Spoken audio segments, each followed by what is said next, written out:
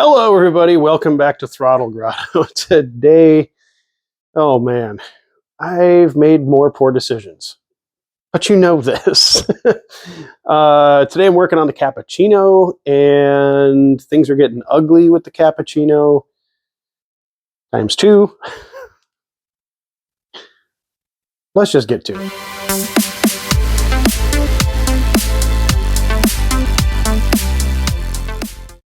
All right, everyone. Let's just get right to the mess. So I thought I was going to be smart. You already know that I'm the dumbest YouTuber on the planet. And I was like, hey, I can fix the cappuccino easy. I'll get a parts car, because parts cars are everywhere, right? Somebody messaged me on Facebook, had 2 parts cars for sale. Why am I doing 3 fingers? I don't know. 2 parts cars for sale. Sent me some pictures of one, and I'm like, hey, yeah, that looks pretty good. I can take all the stuff out of the green car and put it in the parts car, and then all I have to do is fix a few things. Nope. So here's the parts car. I've thrown a few extra parts on it just to keep the garage from looking like that, which is not good. So here's the parts car. It does have a really good core support. Like, this is all pretty much undamaged. It's got a good hood, minus the algae. I got a good front bumper. This is the fender that was on the car that I've been kind of trying to straighten out enough to use. That's not working very well. Came with some extra exhaust parts, radiator, and one headlight. One headlight. Now it's in your head. You can't get rid of it. And a box of some extra parts, which I haven't even gone through yet. So you're like, hey, Jeff, why don't you just fix this car? And I'm like, well, let's look. First thing I saw was that. So there's a hole there. Also, this is a 91. That one over there is a 95. So newer car. You can tell just by looking at the inner fender, and here, this car has a lot more rust, which isn't that big of a deal. But also looking at here, the dash has got a huge crack in it. There's a fuel cell where the driver's seat should be.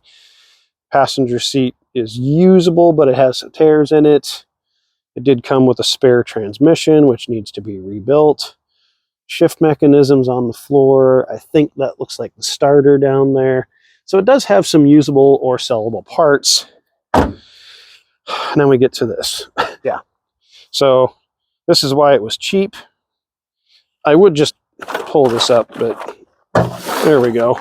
So it came with Hornets and various parts in the trunk. I already threw away the groceries that were in the trunk. Oh God. So I was like, well, I'll just fix this. I'll just pour to power this thing out, and then I'll have an undamaged cappuccino. This car is way too rusty to use. Plus, looking at stuff like dented rocker up front. There is some rust in the rockers. It's not bad, but it's just, the car has been sitting for a couple of years. It smells terrible.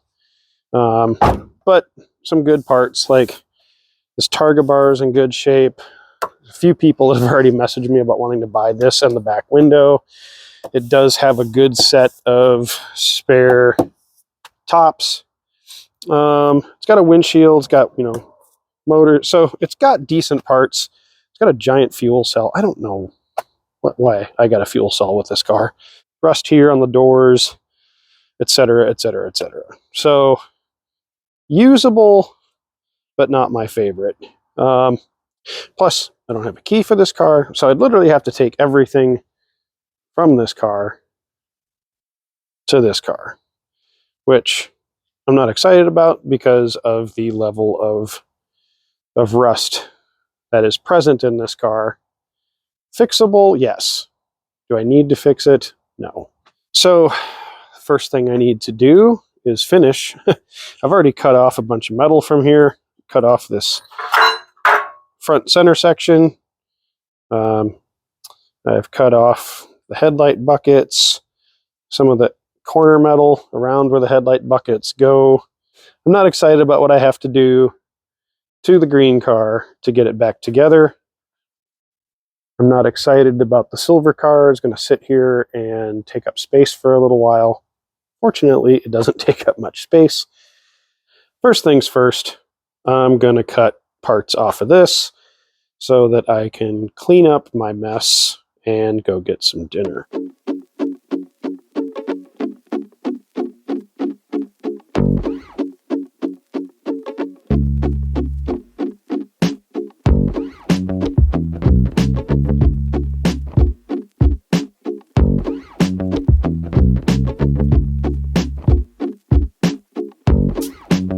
All right, so that is the first step in getting these parts to fit again. I still need to find a fender.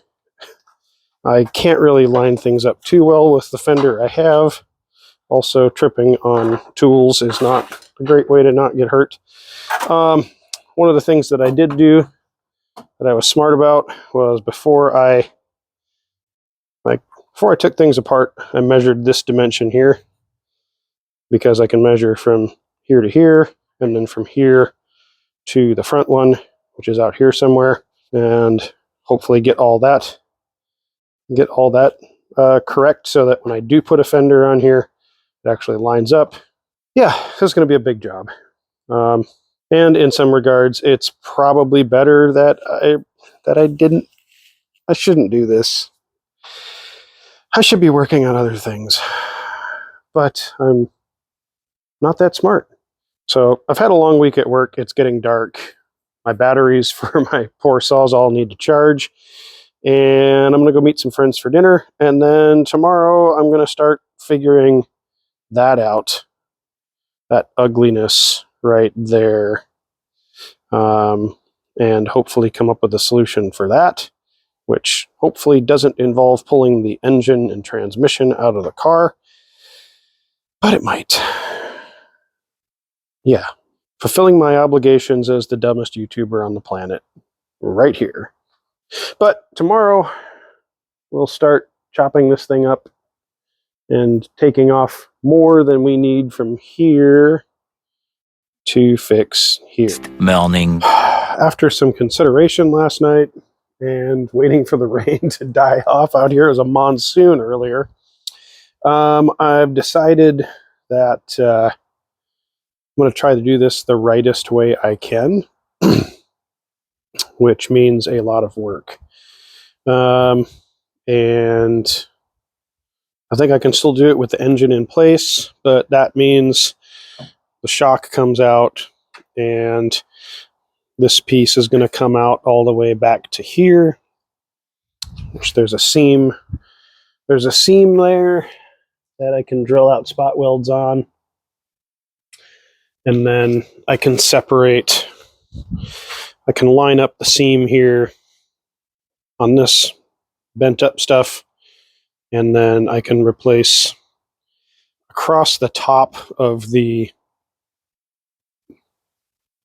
basically go across the top of the shock tower all the way out and then across, and that should give me everything I need to put this car back together and make it straight. So I'm going to turn the camera off because I can either do fast time stuff or I can just do the work, have some music on, and then I'll show you kind of where I end up. All right, so here's the ugliness. I took the shock piece out, the shock mount. I took the outer skin off of this inner structure here, and generally made a mess of everything, and cut up this frame rail here just to see what I needed to do. I still need to remove this piece of the frame rail here, the top, and figure this out. I'm probably going to cut all of this out of the donor car because I need all of this. Plus, it's just easier to cut it all out. I can cut pieces out here and figure out how far back I want to go, and then it's way easier just to go to the parts car and cut it out. So I'll show you what I've got done on the parts car. So on the parts car, I've drilled out the spot welds here. This piece is loose. This is going to help me locate all of this stuff here. I've already measured the distance between the center of the shock tower and the firewall here, and that's 14.5 inches. So I know where this needs to lie, just in case it's different. And then, yeah, so I'm going to cut obviously more than I need here, more than I need through here. Just going to cut straight down and across, and then take that whole section out along with this whole section over to here, and then I'll cut just back to further. I think if I cut back to like here, I'm pretty good. But yeah, so that's what's next on the list, is all the cutting and slicing.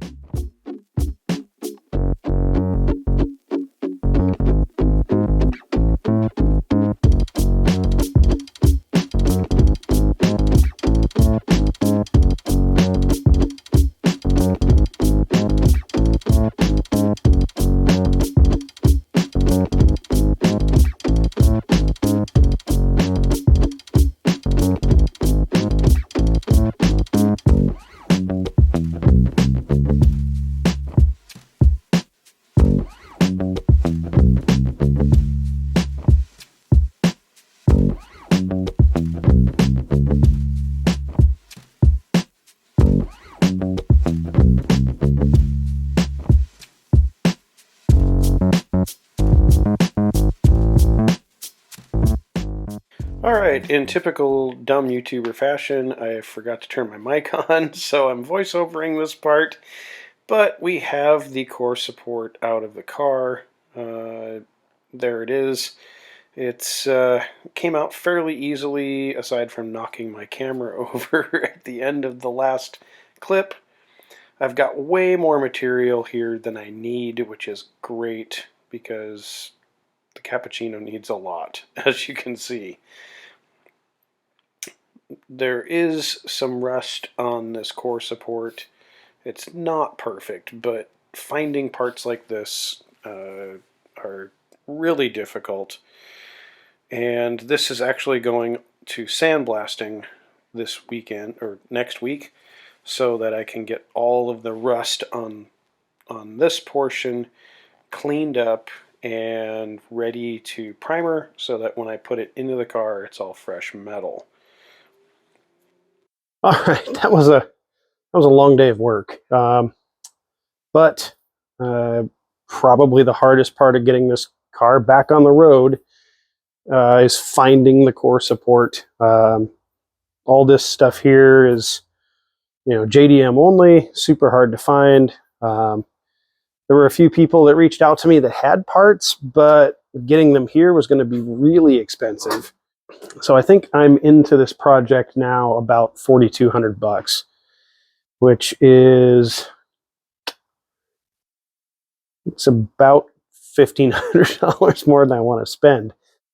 And I'm still not done. So I may have been able to buy a running and driving car from Japan for that price. Not likely, because cappuccinos are still pretty expensive. Definitely not one I could have visually inspected and seen. And probably not one that I'd have to do all this work to.